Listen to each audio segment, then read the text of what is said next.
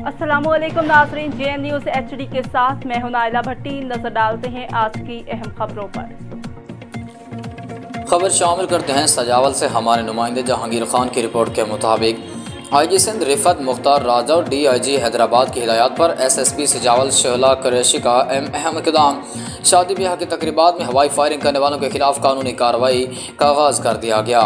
हवाई फायरिंग को रोका जाए। हवाई फायरिंग से कीमती जानों का ज़िया होने के खदशात होते हैं। शहला कुरैशी डिस्ट्रिक्ट पुलिस सजावल ने हवाई फायरिंग को रोकने के लिए मुहिम का आगाज़ कर दिया है। शादी हॉलों के अंदर और हवाई बाहर हवाई फायरिंग की रोकथाम के लिए शादी हॉल मालिकान से इलाका SHOs मुलाकात करके कानून पर अमल दरामद को यकीनी बनाएं। शादी हॉलों में पैनाफ्लैक्सिस अवेज़ा करें।